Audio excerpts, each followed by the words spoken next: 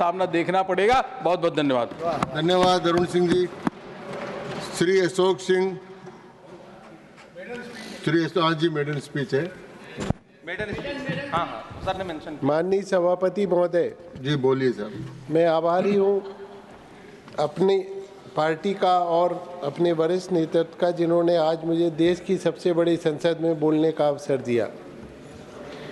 सभापति महोदय, देश के वित्त मंत्री महोदय ने लोक लुभावन बजट पेश किया है, जिसमें आंकड़े और डाटा के जरिए देश के गरीब और मध्यम वर्ग को फिर से छलने का प्रयास किया जा रहा है। मैं मध्य प्रदेश के ग्रामीण अंचल ग्वालियर से आता हूं और खेती किसानी परिवार से आता हूं। बजट पर अपनी बात रखने के लिए खड़ा हूं। मैं आंकड़ों के मायाजाल से अलग गरीब आदमी की भोजन की थाली पर बात करना चाहता हूं।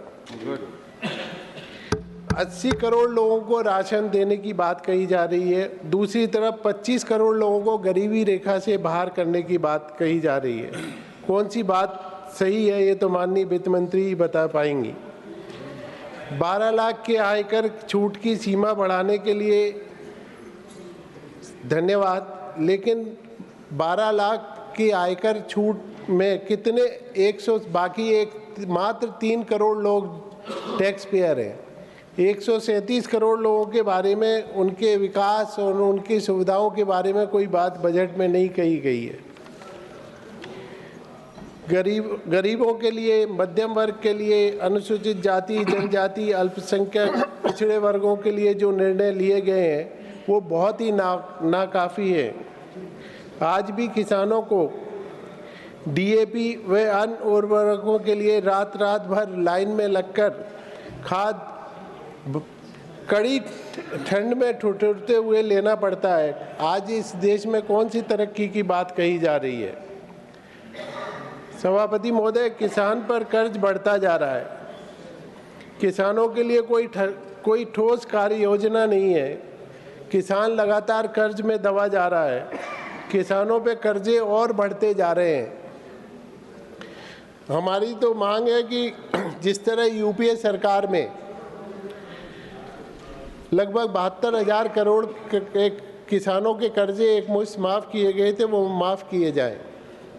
उसी तरीके से एमएसपी भी बहुत कम है, उसको लेकर कोई बात नहीं कही गई है, उसे बढ़ाया जाए। उत्पादन आधारित उद्योगों की कीमत प्राइस इंडेक्स के आधार पर तय होती है। बजट में कानून बनाकर भी एमएसपी कानून भी बनाया जाए, जिसमें किसानों के उत्पादन के लागत मूल्य के अगेंस्ट किसानों की फसलों के दाम तय किए जाए। इमरजेंसी की बहुत बात की जाती है, पर आज देश में क्या हो रहा है। मध्य प्रदेश में जिन लोगों के यहाँ छापे मारे गए, उन्हीं व्यक्तियों के छापे ईडी ने मारे जहाँ पे आदरणीय राहुल गांधी जी की भारत जोड़ो यात्रा के दौरान उन्होंने भाग लिया था और सहयोग किया था। एक परिवार के बच्चे ने तो केवल गुल्लक भेंट की थी, उस परिवार के यहाँ ईडी का छापा पड़ा और उसके बच्चों के माता पिता को आत्महत्या करनी पड़ी। भ्रष्टाचार चरम सीमा पे है। अभी मध्य प्रदेश में एक छापा पड़ा जिसमें ईडी, आईटी और लोकायुक्त तीनों संगठनों ने छापा मारा था। एक परिवहन कर्मचारी से 100 करोड़ से ज़्यादा की संपत्ति, सोना, नकदी जब्त हुई। अभी हाल में ही एक उद्योगपति की पत्नी ने आत्महत्या का प्रयास किया क्योंकि उसकी फैक्ट्री पर किसी केंद्र सरकार के मंत्री के रिश्तेदारों ने कब्जा कर लिया था। सभापति महोदय, डॉलर की कीमत लगातार बढ़ रही है। इसी सदन में माननीय एक सदस्य ने कहा था कि जब रुपए की कीमत घटती है तो प्रधानमंत्री की गरिमा गिरती है। अभी क्या हो रहा है मुझे नहीं पता, लेकिन ये लगातार इस पे डॉलर की कीमत बढ़ती जा रही है। उसके बारे में सरकार को कुछ स्पष्ट नीति अपनाना चाहिए। मध्य प्रदेश में भी अभी कांग्रेस सरकार ने वृद्धावस्था पेंशन शुरू की थी, वो उस वक़्त भी 300 रुपये थी और आज भी 300 रुपये है। लगातार महंगाई के चलते वृद्ध लोगों के पेंशन 300 रुपये में क्या उनका गुजारा हो सकता है, ये देखना चाहिए। भारत सरकार के कृषि मंत्री भी मध्य प्रदेश से आते हैं। मध्य प्रदेश में डीएपी की कालाबाजारी हुई, खाद को लेकर लगातार संकट रहा, यहाँ तक कि कृषि मंत्री जी के क्षेत्र में भी डीएपी की कालाबाजारी हुई। रोजगार का संकट लगातार युवाओं के साथ होता जा रहा है। युवा बेरोजगारी दर लगभग 45.4% तक पहुंच चुकी है और ग्रेजुएट बेरोजगारी, जो ग्रेजुएट लोग हैं उनके दर भी 29.1% है।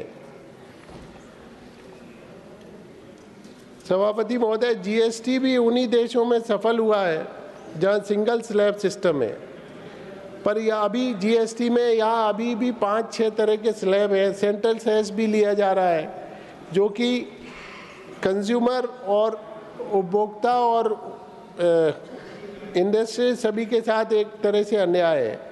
जीएसटी सिस्टम में एक रूपता लाना चाहिए, तभी ये सक्सेस हो पाएगा। ये राज्यों का सदन है। पेट्रोल, अल्कोहल, पेट्रोलियम प्रोडक्ट को भी जीएसटी में लिया जाना चाहिए। स्टार्टअप की बात की जाती है, कितने रजिस्टर्ड हुए और कितने सफल हुए, ये कोई आंकड़ा इसमें नहीं है और मुझे लगता है कि ये सोच का विषय है। मैं आपका ध्यान महत्वपूर्ण विषय पर आकर्षित करना चाहता हूं, जिसमें बजट एलोकेशन काफ़ी कम कर दिया गया है। Food, health care, education, social welfare, agriculture, rural development, यहाँ तक कि अनुसूचित जनजाति के लिए भी बजट के प्रावधानों में कमी की गई है। देश में प्रदूषण का स्तर, सभापति महोदय, लगातार बढ़ता जा रहा है। प्रदूषण के कारण गंभीर बीमारियां बढ़ रही हैं और इसके इलाज के लिए गरीब आदमी को काफ़ी पैसा खर्च करना पड़ता है। AQI लेवल देश में कम करने के लिए, प्रदूषण के लिए जो पर्यावरण के लिए काम सरकार को करना चाहिए वो अभी तक नहीं शुरू हो पाया है। सरकारी नौकरियां लगभग समाप्त प्राय हो गई हैं। प्राइवेट सेक्टर में जो वर्किंग कंडीशन है युवाओं की वो बड़ी ख़राब है। ना तो उनके लिए कोई बीमा की व्यवस्था है, ना हेल्थ के लिए, स्वास्थ्य के लिए उनकी कोई व्यवस्था की गई है। देश में लगातार जाति जनगणना की मांग की जा रही है। सामाजिक आर्थिक दृष्टि से किसको क्या ज़रूरत है, ये ऐसी जनगणना से ही सामने आ सकता है। मैं भारत सरकार से मांग करता हूं कि जाति जनगणना भी शीघ्र से शीघ्र इनको कराना चाहिए। स्टील के क्षेत्र में हम सबसे बड़े उत्पादक देश बन गए हैं, लेकिन ये सिर्फ इस कारण नहीं है कि अभी इस 10 साल में कोई बहुत इस तरह की प्रगति हुई है। ये पंडित जवाहरलाल नेहरू जी की दूरदर्शिता थी, जिन्होंने उस वक्त आज़ादी के बाद Bhilai steel plant, Rourkela steel plant, ऐसे कई बड़े प्लांट बना के इसको एक दिशा दी थी। आर्थिक दृष्टि से अगर देश मजबूत हुआ है तो पंडित जवाहरलाल नेहरू, स्वर्गीय इंदिरा गांधी, स्वर्गीय राजीव गांधी, स्वर्गीय मनमोहन सिंह जी और उनके योगदान को नहीं भुलाया जा सकता। मैं चिदम्बरम जी ने अपने भाषण में कहा था कि मनमोहन सिंह जी को भारत रत्न दिया जाना चाहिए। मैं कहना चाहूँगा कि सरकार को इसकी जल्दी से जल्दी घोषणा करनी चाहिए।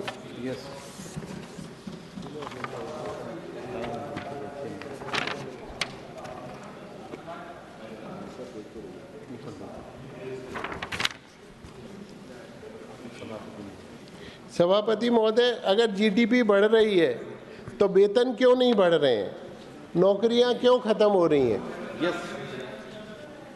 उत्तर स्पष्ट है कि सरकार में आर्थिक नीति केवल अमीरों के लिए बनाई गई है, आम जनता के लिए नहीं। मेक इन इंडिया एक प्रचार अभियान ही बन के रह गया है, ना कि औद्योगिक क्रांति। निर्माण क्षेत्र में जीडीपी में योगदान बढ़ने के बजाय घटा है।